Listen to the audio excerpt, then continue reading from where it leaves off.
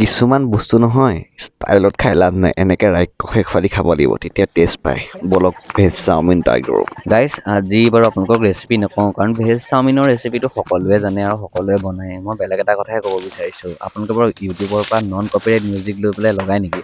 যদি লগায় আপোনালোকে নলগাব।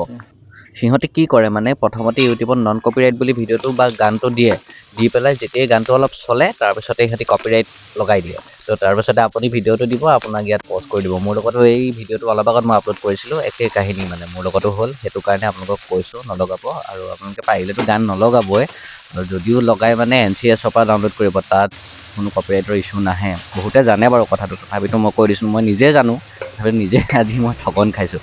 বাকী এই ভিডিঅ'বোৰ যদি ভাল লাগে লাইক শ্বেয়াৰ আৰু কমেণ্ট কৰিব। আৰু আপোনালোকে অনলাইনত অৰ্ডাৰ কৰিব বিচাৰিলে মই আকৌ কৈছোঁ যে ছুইগিত চাৰ্চ কৰিব অৰ্ণৱ কিটচেন, আৰু জমেট'ত আছে আৰিয়ান কিটচেন, আৰু ডিব্ৰুগড়ৰ মানুহখিনিৰ কাৰণে এভেইলেবল হয়, আৰু অফলাইনো অৰ্ডাৰ কৰিব পাৰে আপোনালোকে।